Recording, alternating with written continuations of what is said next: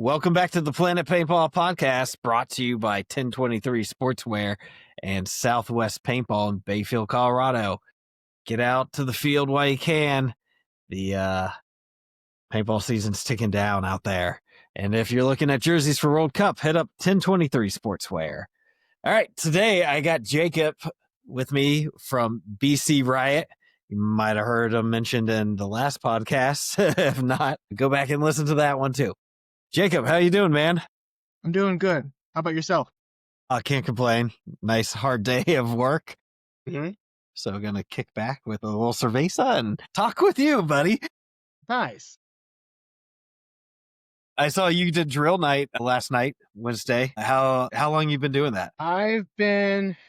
So Wednesday nights, I have been doing my local field. They've been opening up on Wednesdays. They opened that up like 3 years ago or something like that. So ever since then, it's like, well, I want to get better and I want to keep on playing as much as I can.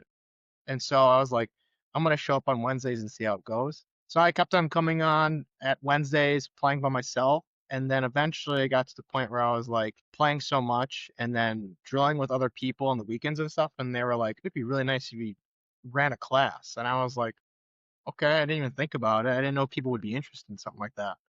So fast forward to today, I post up a free drill class for anybody to come out that is able to make it on Wednesday nights. And we start at about like 5:30 and then go until close or when it starts getting dark. And we're about in that time of year where it starts getting dark before we close. So halfway through our session, we ended up going indoors because we have an indoor field. Okay, nice. But I've been doing that for the last I think like 2 or 3 years of doing Wednesday night drill nights with anybody that's able to make it. Because consistently, I've made it a point that every week I'm there at Wednesday night to play, whether it's by myself or with 5 other people. So last night was with 5 other people, and they had a local event, and they were getting ready for that local event. So we were doing like island drills and stuff like that. So teaching people as well about that higher Okay. level of paintball. Nice. What field is that you host those? So that field is Siege Paintball, Okay. Southeast Wisconsin's premier indoor and outdoor paintball. Yeah. Siege is a long-standing field in the Midwest. Yeah. It must be nice to have that in the backyard. Yeah. And I'm originally from Illinois and ended up going to school in Milwaukee. So I didn't even realize how good of a field I had near me until I started going there. And then as I'm going there more and more, I'm realizing like, oh, this is actually a really, really cool field. And it's been around for a long time. So I was like, let's keep on going, Yeah. Well, and indoors such a blessing in the Midwest too. Yeah, that too. Don't have to always go and shovel off the snow and whatnot. Yeah, we're definitely blessed with that one. It's like as soon as it's like paintball year round. Unfortunately, you either have a small enough field where you don't have to have posts in the middle of the field. So you're playing in either like a small field because that's what Siege Indoor is. It's a smaller field, but it's big enough where we don't have to have posts in the middle of that field. Whereas like you go, I think it's Central Illinois, where they have an indoor field, but it's so big that you have to have those posts in the middle of the field. Yeah. But Yeah. indoor paintball playing year round is like the best thing. Yeah. I spent some time out in Utah, and at the time they had Utah Extreme, which was indoor, but it had posts. So it just changes the flow a little bit, right? Yep. Yeah. Well, so how did you find paintball, man? So you can add another one to the bin of going to a birthday party. I went to a buddy's Okay. birthday party when I was like 11 or 12, and then ever since then I was like hooked. The bug got me. I was like, let's keep on going with this. So how long did it take you to go from birthday party to competitive? So the funny thing is that like I grew up playing at Paintball Explosion in Illinois, which is where like Nuketown is at, and that kind of stuff. So I started playing there in 2012 and then kept on playing walk-ons with buddies, and we do the big games and that kind of stuff. And it didn't until about when I went to college in Milwaukee, that's when I got into the competitive scene. So It took me about 6 years of just like playing as for fun, as a kid, mowing lawns so I can afford to play paintball, to getting to college, Yeah. going to Siege, and then realizing there's a whole nother area to this, and then just being further hooked on that as well. So, Nice. speaking of college, I noticed you have that Vols jersey behind you. So I Yeah. played. That's how I got into the competitive scene, was college ball. So I played for Milwaukee Okay. my Nice. freshman through senior year. Well, freshman through sophomore, because then COVID happened, and then that screwed up a lot of things. Yeah. That's awesome, man, that you found it through college. Hmm. That you find some people that do it, but not a lot. Yeah, it's actually quite interesting now looking back at it, because like I was studying, I graduated mechanical engineering degree. So a lot of my nights were doing homework, studying. Basically, most of my nights were either doing homework, studying video games, or playing paintball. Those are my nights. I didn't really do a lot of partying because that just wasn't me. But like, it's either I was at home doing homework, studying, whatever, or I was at the field, or I was going to sleep early so I can go to the field the next day. So throughout college, that's kind of what got me through, was either working at the field or playing almost like every weekend. Okay. We've had a lot of people that found paintball through college, but were also engineers. So why do you think that connection is? I think the connection is that the work is stressful, so you need something to take it out on. Fair That's just enough. my thoughts. I like that. I'm also someone that like doesn't enjoy sitting. It sounds like ironic, but like sitting at a desk and doing a lot of that studying for like hours on end. I would study like the night before and be like, all right, I'm gonna play ball from like the like early morning until about like, I don't know, noon, 1 o'clock, whatever, and then I'd go home and do homework after that. So it was a nice break for myself, because I was so focused into my work, and I was like, I need some kind of break from my dorm room or whatever, because I couldn't sit there for too much longer doing homework or sitting there playing video games. Like I felt like I was cooped up. So going Nice. to play paintball was that. Okay. Yeah, it's definitely a stressful degree. Hmm. So it makes sense that you need something intense to kind of give you that break. So from playing with Milwaukee, when was your first like foray into a tryout or something? When was my tryout for Yeah, like an actual well, team? yeah, for like a actual team. So, um, a lot of my playing with college, a lot of my exposure to the Midwest scene was through that, like the first. So being at Siege, I didn't realize that there's a lot of pros in the area. And so there was times we were playing against, at the time, Elliot Weaver was living in Wisconsin. He actually played for UW Platteville. And so some of the students there were at UW Platteville, also played at Siege. And then we had Cody Mikowski, who lives within drivable distance to Siege in Wisconsin. And then we also had John Kurzawa. Okay. And those are some of the pros that would show up to the field and would play. And so I'd be playing and I'd be like, I don't really understand who these people are at the time, because I wasn't into the whole pro scene tournament, whatever. And more I realized that playing against these guys was like a blessing. And so my first actual tryout for a team was for Wisconsin Infamous, and that was a team that Cody Mikowski started, excuse me, when he was on Los LA Infamous Yeah. and was doing like a divisional team. And so he started that in Wisconsin, and so we had D4, and I think we had D3 and D4 only, and I was trying out for D4 at that time. And Okay. then eventually I ended up getting on the team, and that was my first like, official team was playing with Wisconsin Infamous. Awesome. And that's the camp that Jonah Jameros came through.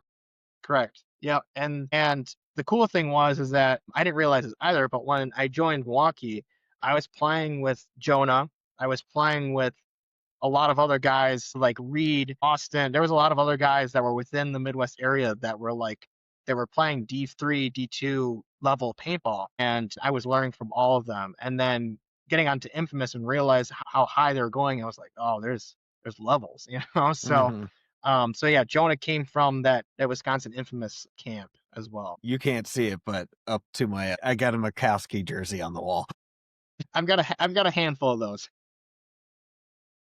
That's pretty cool. So you ran that until it kind of ended, or like take me Yes. through your career a little bit, I guess. So most of, like, as of right now, the most of my career has been with Wisconsin Infamous. So I got on the team in like 2020, and that was like peak COVID almost. And I didn't Hmm. really have money to go to the NXL events. So I was just kind of going to practices and that kind of stuff. And that time of going to practices, Cody was putting us to the ringer, right?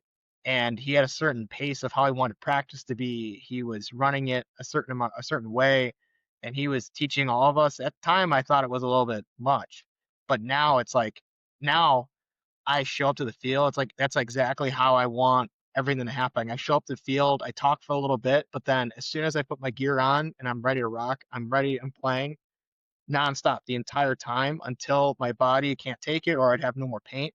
And then I talk to people, right? And that's how he liked to do it. He liked to show up, talk a little bit, and then get straight to business. So practices like that. And then my first actual NXL event was 2020, and that was the when the world opened back up, and we did a Texas event where it was like D2 and under.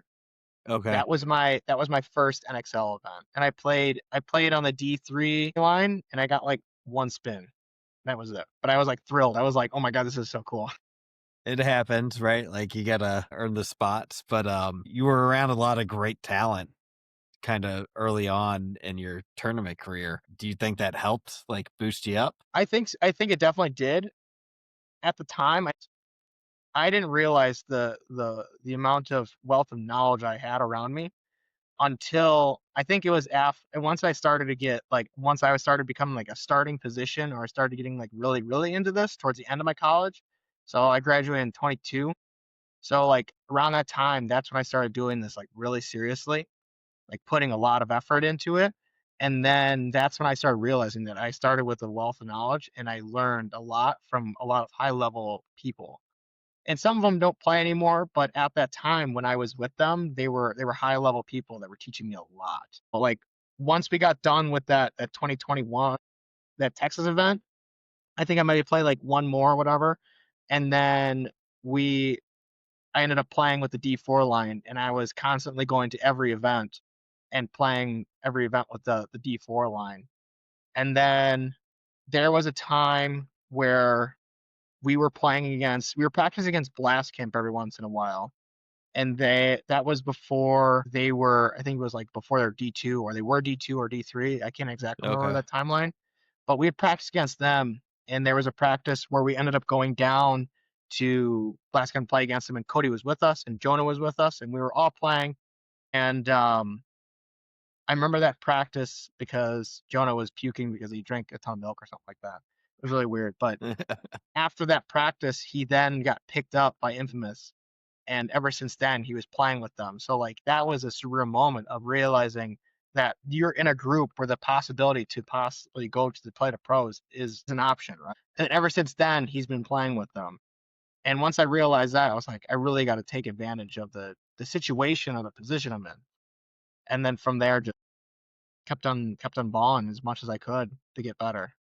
Nice. So do you still do local events, or are you all in XL right now? Um, I It's not that I don't want to. It's because I can't, because a lot of the local events we do have are we have the MAX series, which is the Mid American X Ball League. That's what Virgil and Blast Camp run, which is a fantastic event, or league if you ever want to give it a try.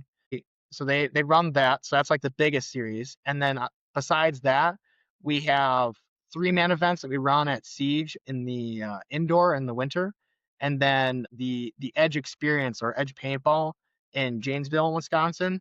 They've been running a tournament series as well, but most of it's like D4 and under, and I'm ranked D2 at the moment. So it's one of those things where it's like, am I allowed to play this or not? And most of the time I'm not, which is I understand, but most of what I play now is just the NXL events. Okay.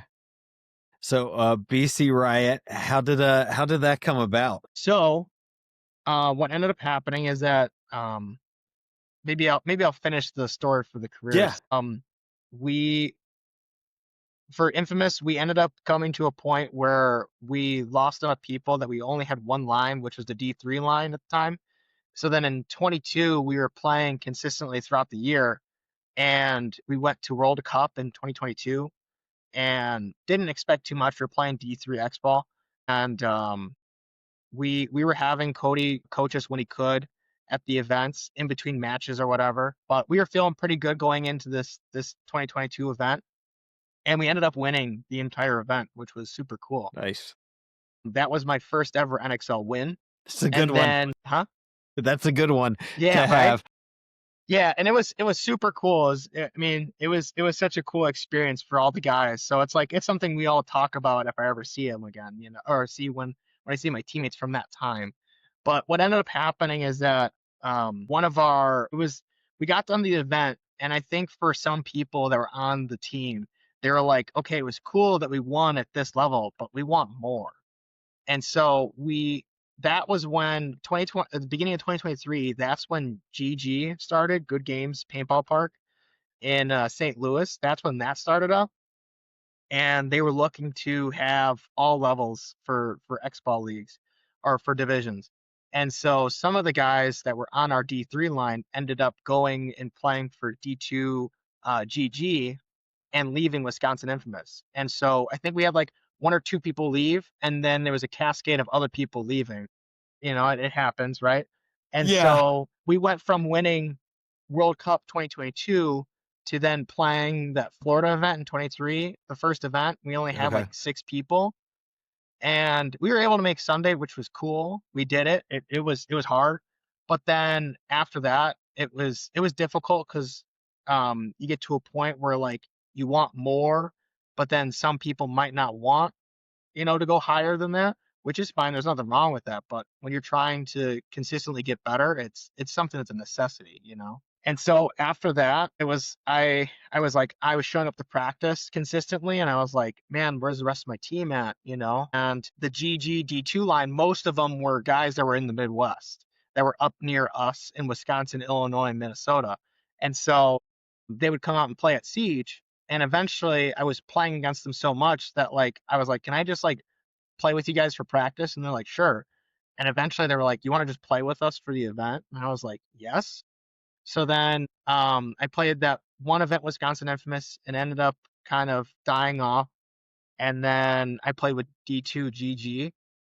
And then we played that for that season under the GG name. And then after the 23 season, we decided it was really hard to drive down to St. Louis because it's like 6 hours to Yeah, one that's a way drive. from Illinois to go down to St. Louis, which like wasn't a terrible issue because Dustin and the group there had a huge field, and it was good hospitality, right? But it was a lot for a lot of our players because Friday night we would get done with practice, or we'd get done with work, instantly get into a car, drive 6 hours to the field down there or to the area, excuse me, go to sleep at like whatever time we'd end up getting. We'd play an obscene amount of paintball on Saturday all day, and then Sunday play until about noon, and then pack up and head back home and then go to work you know what I mean? So it was a lot for some of us. And so we were like, we want something different. And that's when Virgil at Blast Camp was offering to start up a D2 line. So then we could be sparring partners with the then semi-pro Blast Camp guys. Okay. And then once we were like, yeah, we're doing that, the entire line that was that time that were the Midwest that were up here, the Illinois, Indiana, Wisconsin guys, we ended up going to Blast Camp as a team. And Okay. then from there, that was basically where BC Riot started. Nice. So you guys got to be sparring partners for the Blast Camp semi-pro team at the time? Yep. Yeah, it was one of those things where Blast Camp was at such a high level that they needed high level team to practice against constantly, right? Mm-hmm. You do have that group. You do have a group of a large group of pros that are within this area of like Indiana, Chicago, Wisconsin, Michigan that are within this area, but to have them consistently there as a five was pretty difficult at times. So they were like, we need something else. And so that was like a good opportunity for them because the Blast Camp guys had a good sparring partner, and it was good for us because every weekend we were there at blast camp playing against some of the best guys some of the best players in the semi-pro division that time. So that was for us a blessing because every practice was hard. Every practice was difficult to come off of because it's like, man, we didn't win a lot of points today, but you played against some really good paintball players. Yeah. And ever since then, the BC Riot name has been. So there's a lot of players that have been getting a lot better, and it's also gotten a lot more draw. So yeah, that was, and then when they went pro, we were still their sparring partner, right? Nice. And that was also it was still a good experience because to us, it was nothing really different. It was the same group of guys. They were just taking it to a higher level, right? So it was still really good practice for us. So, and how's the, we're coming up at World Cup, I guess, already. How's the season going for you guys? Kind of walk us through BC Riot's season, if you will. Yeah. So last year was a lot better than this year, but last year we had basically a group of guys that have played D2X ball that were supplemented with a couple of guys that have played at higher levels that played with us last year. And so things were a lot smoother. And we ended up finishing the year by taking, I want to say, 6th or 7th. I can't remember. I can't exactly remember the standing, but we ended up making it to like quarters, I think. Quarters Nice. at a World Cup last year, which was great. But this year's been a harder one. We ended up like a building year of having a lot more like different people on the team. So last year there was Lone Wolf had their own divisional teams, Okay. and one of the Lone Wolf divisional teams wanted more and they wanted to do stuff with us. So we ended up merging with them, with the people that still wanted to keep them playing. And so for a lot of the guys that are on the current roster, this is their first full season of D2X ball. And so this entire year has been a really learning curve for a lot of people of realizing the pace for a lot of that and that kind of stuff. So what I'm trying to get at is that our season hasn't been spectacular. We haven't been doing amazing things, but I think that's because we're in that building year of getting everyone on the same page as far as what it means to be playing D2X ball. Yeah. Well, and when you get into the higher divisions, you really need a year together to really gel, right? In order to make it work, because there's a lot of experience in D2. And even last year, if you look at Bear Ridge, like there were a lot of ex-pros and semi-pros on that line that were their D2 line. So you get a lot of that in that division. Yeah, and who we ended up actually losing to at World Cup and quarters was actually TPP crew, who is now semi-pro. Yeah. So there was actually a handful of teams that we played against last year that are now playing semi-pro. So realizing like the amount of dedication and what it looks like to be that winning team was an eye opener last year, but this year it's like we're still trying to grasp that, which like I have no issue with because we have Virgil and Jackson, the Blast Camp name backing us. So we have all the support. We just need to put in the time of practicing and gelling and, like you said, gelling and getting an idea of what it's like to be playing D2X ball. Mm-hmm. But yeah, no, there's a lot of teams where it's like you're either gonna have teams that are like never played D2 or like this is like the highest they've ever played, or you have teams that are like they have ex pros on there, and so Yeah. you're like, how do we have to navigate that, Yeah, it's definitely complicated. Division 2 is in some sense like a weird division. A lot of people camp out at D3, right? Like it's one of the largest divisions year round. So that in itself is a grind. D2, it shrinks back down to like 24, 25 teams, like a event for most events. Yeah.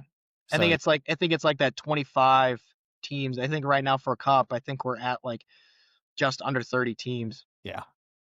So there's a little bit more nuance there, a little bit learning the teams where like if you're in D3, you might see a team once and never see them again, even if they play the whole season. Or you might have like a one-off team come and just smash everybody and then you never see them again. Yeah, and then they disappear. Yeah. Always the D3 division gets like the local studs Yep. anytime that the event comes around. What keeps you coming back, man, to paintball? Like, what about it? I've actually been asking like myself that question, um, like the last like handful of months because like the reason why I'm thinking that is because like I put a lot of like right now like this year I've put a lot of time into playing. Like I'm consistently working out every night, um, and then playing on Wednesdays. Um, and then I live in Wisconsin, so then going to play at Blast Camp. If I'm playing both days, I'm gonna be away from home both Saturday and Friday night, Saturday night, so then I can play both days. And then there are times where Cody Mikowski, he runs in his business that he has because he has a vending machine company. In part of his little warehouse, he has like an indoor reball arena. So Yeah. we have enough space to do like snap drills and one-on-ones. And so there's times where I'm playing like I'll do one of those sessions and then I'll play Wednesday and then I'm playing both Saturday and Sunday. So like I'm playing like maybe four to two times a week. And I think to myself to a lot because it's like I'm playing a ton and it gets stressful sometimes, especially with us juggling a relationship and job. And it's like, Yeah. what brings you back? And that's kind of why I like doing the Wednesday nights because it makes me realize that I love coming back to not only be with the people around that you meet through paintball, but like I truly enjoy that moment between when you tag up to the box and you hear game in five and you sit there and like nothing else in the world or whatever's happening in my life, it does not matter. Everything goes quiet. In the next 5 seconds, I'm worrying about how I'm gonna win this point with the people that I'm with on the field. And then the game starts and you go play, right? I love that. And I'm also just someone that's also very competitive. So every opportunity that I get there and I'm playing against someone, I'm playing to win, no matter what. And so having that, switching off real life and just going to play and have fun is basically the best way that I come back. It's all, or I keep on coming back. It's also very positive on my life because when I graduated college in 2022, that was when we were doing like a lot of like the classes were online, so I was sitting in my Yeah. apartment a lot. I wasn't really talking to a lot of people. I weighed about like I want to say like 230, and Okay. I'm 5'9", so that's like pretty big for 5'9", you know. Yeah. And then playing paintball, I was like, I really want to start. So I was like, I really have to do something about it. So then paintball made me choose a healthier way of living. So then I dropped like that 60 pounds to get to where I'm at now, where I can run anywhere off break and I can play the entire day. So like at Texas, I'm not sure if you were at Texas, but it was obscenely hot, obscenely hot. We had morning games, but like by the time we would get done with our second game, like I was almost stumbling because off the field just because of so hot how hot it was. Hmm. But I've gotten to the point now physically and mentally that I can play those entire matches and not have an issue, Nice. right? So to answer your question, it's just the turning off of the real world and playing paintball and having fun, but it's also the positive effect it has on me, like healthier lifestyle Hmm. that has helped me create. Nice. That's a huge amount of weight to drop, man. So congratulations on that. Thank you. I'm 5'9". I was like at 215 until recently. So how did you drop the weight? I gotta figure out a great way of saying this. I think I wanted to win so bad that I was willing to do what was necessary to put me in the best position to win.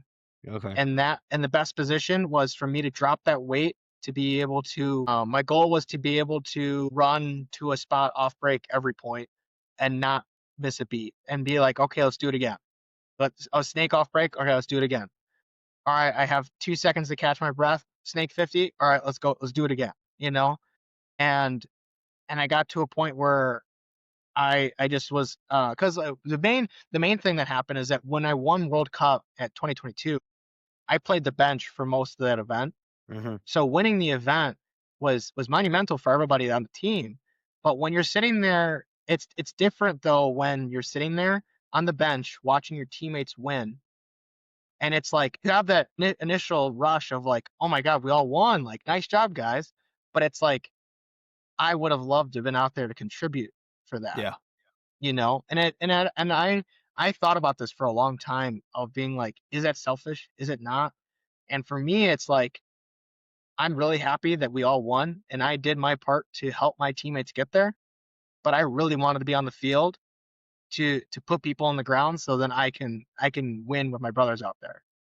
And so then moving forward from that, I was like, I don't ever want to be in this position again where I am benched because of like my physical ability. So I was like, let's change something about it because I want to be out there to be able to help, right? And and and the other thing too, that was my thinking going into it, and that's what really helped me lose weight. But now that I've gotten to this point, there are times too where it's like you have the hot hand, like some people are just playing great and you just run Yeah. with the same five. But for that scenario, for that time of when I was losing that weight, that's what really helped me to like stay driven to be like, I want to win, I want to do this. So therefore I'm gonna do what needs to be necessary, you know? Yeah. So Well, and that was mainly what drove me was I want to be out there to win. no, that's great motivation, man. Yeah, I'm a big component of everyone on a team contributes to a win. But there's also nothing wrong with wanting to be that guy who's out on the field. The bench plays a big role in their attitude and what they're doing to help, for sure. But as an individual player, there's nothing wrong with like I wanted more playing time, as long as you're willing to go and do the work to get more playing time. Yeah, and that's the thing, right? Is like I have no issue being in the pit because I will be there to help my team do whatever needs to be necessary. But like, I'm the kind of person where like, as an engineer, I do a lot of problem solving where I look at different factors, right? And I look and every time I go to play, like let's say for example, I go play paintball tomorrow, right? If I don't play well, I look at all the factors of what's led into it, and one of them being like, oh, what did I eat last night? How much sleep did I get? That kind of stuff. I think of everything as like a factor of like building my way to success. And that's the one thing, right? Is like I can swallow the hard pill of being like I didn't play well at the event, and so that's fine, right? But if I was benched because we needed someone to go snake off break and you're just not someone that can go snake off break, for me it's like that's a hard factor to swallow because it's like that's just me not being physically able to go do it. If I'm physically able to do it and they're just like, yeah, this so and so is playing better than you. It's like, okay, that's fine. But as long as I know that I can still it's not my physical ability that's stopping me, that's all I care about, right? Is like limiting those factors so then I have less things to put blame on because I'm someone also too that's like I'm really conscious of my mistakes and what I need to work on personally so I can get. Yeah, got to kill the ego a little bit and Yep. self-reflect on that stuff, right? What position are you playing on the field these days? So now I've been playing in the one on Doritos. So the tip on the Doritos. For Texas, I was playing both sides where I was playing the tip on the snake and the tip on the Doritos. Um, And but my if I were to choose, I'd be doing the tip on the Doritos. And it's not because I just don't like playing Snake. It's just how our team dynamic is. I've been playing the Doritos, and that's what's been working. But if I need to play the two, if I need to play a three, I'm willing to do whatever needs to be necessary for our team. And I practice doing all positions. There's times at practice at camp where I'm playing a two a lot. This past weekend I was doing a lot of work as the two on the snake side. And there'll be times where like maybe this weekend I'll go play and I'll most likely play, I don't know, the one on the snake or the one on Doritos. It really just depends on what the layout calls for and the personnel that we have ready to like whoever's playing the hot hand. Gotcha. Cool. How do you guys have a coach, or are you player coaching? How's that going? The other thing about having such high level people within the Midwest area is also finding people that are interested in coaching that are not interested in playing. And there's a lot of people that we've tried to reach out to get to coach, but it's like either they've hung up the cleats and they don't have a lot of time because of family or whatever or job. But right now actually haven't had a coach. I haven't had a dedicated coach since I left Wisconsin Infamous, so we didn't really have one at GG. We didn't have one last year for our first year at BC Riot. This year we didn't have one until my man Steven Schwain ended up going from being like the manager player role to like full-time coach, and he's sacrificed his time of playing so then he can be the coach for us. So at Ohio and at Texas and then for World Cup, he's been our coach. Well, shout out Steven Yeah, shout out for Steven. taking That that man step. puts in a lot of work and sacrifices a lot for us. What other sponsors are you guys rocking besides Blast Camp? So Blast Camp, first and foremost, Mid American X-Ball League, which is their divisional league, their local league. We are JT, GI, Empire. So we're all wearing Pro Flexes. Our jerseys, our pants are JT. We shoot GI paint, and then besides that, I think that's the only requirements we have as of right now. Okay. But we all choose to shoot PE. Okay. We all choose to shoot PE, and I think that's because Blast Camp was also PE. Mm-hmm. So when they were that team, that was like, okay, we're also shooting PE. But yeah, JT, and then a lot of us wear carbon unders, like the protective stuff. Realistically, our main sponsors are Blast Camp, JT, GI, Empire. Those are our main sponsors. So what's the personal goal here, man? Like to go as far as you can? Oh my gosh! Or and it's gonna come back at me. Or is pro the goal? I guess that's what I'm asking. Yeah, the goal is to play pro. That's been my goal, and that's what I put all my time and effort into, is to playing pro. It was funny because when I got onto Wisconsin Infamous, Cody called me up and was like, "What's your goal? What are you trying to get out of this?" And he asked me a question. I'm like, I didn't even think about it. I was like, at that time, I was like, I'm just trying to play ball with people, right? And I told him, I was like, I don't know, I just want to see how far I get, and see how it goes. And ever since that time, I've realized more and more that I want more and more out of this, to the point where I was like, I want to play pro, you know? And so he's realized that, and that's something I talk to him a lot, and I try and surround myself with some of the best people so that I can get to that point of playing. Well, you're putting in the work, man.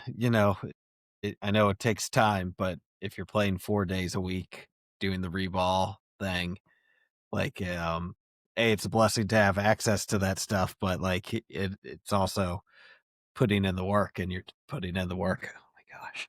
Yeah, it's one of those things recently where every so often I like to just take a step back and realize and be grateful for everything. One of those things is being grateful for, lot of opportunities and being able to play at Last Camp, and Virgil's been kind enough to support us to have, the guy, all of my friends and at Siege, and then the ability to know Cody and to play with that and take advantage of those sessions. I mean, doing those reball sessions has made me I have so much confidence when I go to gunfight people, that like it's second nature for me. It's like I don't have any anxiety, nothing. I always have the confidence behind my gun of like, either I'm gonna win this, or I have the confidence of like, if I'm gonna go and do this, I have a good chance. I feel like I'm gonna win this, which shoots me in the foot sometimes because I take a lot of gunfights I shouldn't. But it's the idea of like having the ability to work on that with somebody. Yeah. Well, and there's a lot of dudes who will not gunfight, like they're scared of it, even in the higher divisions, right? So to be able to get those reps in against good people, especially someone like Cody, who I think's super underrated as a player. I mean, that dude will play this reball thing. He'll get done with work. He'll show up with like a polo and cargo shorts, and he'll just destroy all of us. And it's like, this is not even fair. But like, the other thing too with playing with Cody is like, he's influenced a lot of where I'm at right now. Without him, I wouldn't be where I'm at right now. So shout out to you, Cody. But like, when we did do practices on Wisconsin Infamous, we'd be indoor and we'd be like, okay, we're going to get there. We're going to get dressed right away, and we're going to get right into snap battles. So like gunfighting was that thing. So like we would start Sunday morning at like by like 8 o'clock, 8:30, my knuckles were already split open. Ugh. We were our hands were destroyed. We would go and play against each other, and he's like, all right, let's make a line. You're gonna snap against me. And then everyone would just come off and just get obliterated. You know what I Mm-hmm. mean? Because like you set up two Aztecs, you go to war, and he would show you that you need some work to be done. But that has gotten a lot of us that have come from that camp to the point where like we don't care how much you shoot us. We don't care about how much that's going to hurt when we do that gunfight. We're gonna take it. We have no fear, Mm-hmm. you know. So I appreciate that because now when I do it, when I try and do drills now, I kind of realize what he must have felt like when doing it because we're doing these gunfights and people are like, they take a couple hits and they take this one, like the real juicer to the hand, and they're like, okay, Yeah. I'm done. And I'm like, what do you mean you're done? Keep going, you know? And it's like, I kind of know what he kind of went. Yeah. I got two on my fingers right now. So thanks, Eddie, by the way. But with you doing the Wednesday night things, which I think's awesome that you're doing, to have anytime like a higher divisional guy will put that energy back into their local community is awesome and helps elevate the play exponentially. What is the one thing you think most people need to work on? I think some people need to work on is playing paintball. But what I mean by that is that I feel like a lot of people can't just consistently show up on Sundays and play against higher level people and expect to get better. There's a lot of times where I think playing Wednesdays has helped me personally because like it's a lot of like informal stuff. We're not playing 5-on-5. We don't have an airball field set up, right? Because because where we're at, we're in the middle of farm field. We're playing on grass. And so if we leave the airball field up, mice will get underneath Oh yeah. the bunkers, eat alive. So therefore, we don't have an airball field. So what I like to do is like we take the rec ball fields and I turn it into some kind of lesson, right? We have a hyperball field at Siege, and I do a lot of my drills there. So yesterday we were doing those island drills, and I think doing drills like that, taking a step back and not just doing points, really helps a lot of people. And so, because like I think I've seen that a lot at Blast Camp because you go there and you play 5-on-5 all the time against higher level players. And a lot of these guys have not realized to slow it down and take a step back. So to answer your question, a lot of people just need to not play the 5-on-5 all the time, play points all the time. They need to do the smaller stuff, the less exciting stuff, like the island drills, the 3-on-3 on one side, like half field, you Mm-hmm. know, or whatever, you know what I mean? So that or playing hopper ball, right? Like the fit guys they play hopper ball, right? I think playing something like that where you're not go go go is really beneficial to a lot of people. So kind of breaking down the game and learning the lessons. Correct. Yep. Instead of just playing 5-on-5 and full sending it and hoping you're gonna learn something. Mm-hmm. Yeah, that can be that's not the quickest way to learn for sure. I gotta ask a couple of my lightning round questions. Any marker that got away that you wish you had back or a dream marker? Hey, I wish I kept my LV1. Well, my first like PE marker was an LV1, and I really miss that gun because it shot so nice. But I had to sell it to be able to buy the CS2 that I had. I ended up getting. Yeah. I actually haven't had a lot of guns, Okay. or markers. I haven't had a lot of markers because going through college, it's not like I had a ton of money for markers. It's a little rough during those years, isn't it? Yeah, yeah, yeah. I'm just happy I was able to play, but like I haven't had a lot of markers. Any rituals before the field or before you like start an event that you got to do or piece of gear you got to wear? No, not really, to be honest Okay. with you. I That's think probably for the best. my ritual could be making sure that I start my day with something that I know is comfortable. So like that could be something as in like every day I take a shower no matter what. It's just something that I Okay. always do, right? So making sure I get that shower in, making sure that I drink my electrolytes and creatine before, and it's having the breakfast that I'm comfortable with where I know I'm gonna have no issues with the rest of the day. right? I feel like that might be my ritual of like making sure that everything leading up to it is gonna put me towards success, I guess. Okay. I haven't really had the luxury of wearing something the same or whatever. I think one of the things that I do try to do is that if people give me gifts, like I was gifted 2 tank dangles from my boy Marsh and Cameron. Although when people give me gifts like that, it really means a lot, and so therefore I like to wear them. Because when I'm sitting there and I'm playing, like last night, like drilling, and I'm sitting there and it's like, man, this is really hard. And I look down, I look at Tank Dangle, and I'm like, my boys believe in me. And I was like, that's something that's pretty profound to me. So like, I have little things that I play with that people have given me that mean a lot. So therefore, I give them use. You know what I mean? Or I have them with me in my bag or whatever. So I Yeah. guess that could be a ritual. Yeah. No, I like that. That's like a piece of gear that's unique to you that you want to make sure you keep on you, right? How's the BC Riot pit before a game? Are we getting rowdy? Are we staying calm? What are we doing? It's actually quite interesting because I can do either. I can be pretty calm or I can be pretty jazzed up. It's a mix of people that don't want to get jazzed up and people that do want to get jazzed up. So you Okay. have people getting like absolutely nuts, and you have some people that just like don't want to get nuts at all. So it's a clash of that. But we're all on the same page and we're all doing whatever we need to do to get better or Okay. to get ready for that match. So in the pit, most of the time it's like a mix, but you have have the people that are doing their thing. Like Sam goes nuts, and then there's times where Jimmy's like, I don't want to get all amped up. I want to do the do the huddle, and then I want Hmm. to lock in. Blake is like that too. He like just wants to lock in. So Who's the biggest character on the team? I got too many of them. Now all of my guys are super cool dudes and have such unique personalities.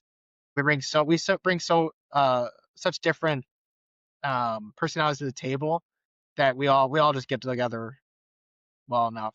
There is not one person. Everyone has got their own personality. The funny thing is, we just picked up Cameron Pauly. Shout out you, brother. He's from Kentucky, so all of us are northern Midwestern people. So then he comes in here with this southern drawl, and we're like, dude, we don't know what you're saying, dude. But no, we're all good friends, and we're all there to have fun with each other, but then to win at the end of the. Okay. Favorite place for the team to go eat after practice? I think a lot of people get sick of it, but we like to go to Chipotle. Okay. There's a Chipotle that's like down the street from Blast Camp, and like anytime we are like gonna meet up, we're like, we'll get some chipper. Let's go get some Hmm. chipper, and we're all like, yeah, chipper sounds good to me. Relatively healthy as fast food goes, right? Yeah, Like you can't really go wrong there. yeah. Well, man, we're sitting right at our shout out the sponsors one more time, and then we'll sign off and hang out for a second. Okay. I want to give a big shout out to there's a lot for the BC Riot. I want to give a big shout out to Virgil and Jackson Frey for all the support that they give us to be able to do what we need to do and put us in the best situation to win. I want a big shout out to everyone at Blast Camp that supports us. Big shout out to the Mid American X Ball League out of Blast Camp.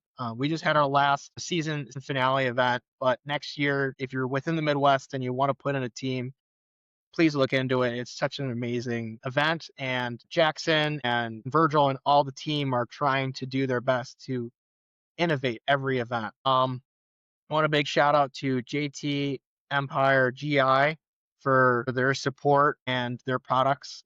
They've been keeping us going, and the best gear to wear, in my opinion, out of all of it. So, and then again, another big shout out to everyone that supports us at camp and beyond. Um, we really appreciate everybody, and that's about it. Nice. All right. Well, we will see you guys next time on the Planet Paintball podcast. All right, see you guys. Thanks for tuning in to the Planet Paintball podcast. We hope you enjoyed today's episode. Whether you're out there grinding in the divisional pits or chasing dreams on the pro stage, remember, it's all about the passion, the hustle, and the love for the sport. Shout out to 1023 Sportswear for sponsoring the show. Don't forget to use code Planet Paintball at checkout for 20% off your order. Gear up, save big. Until next time, keep grinding, keep growing, and we'll see you back here on the Planet Paintball podcast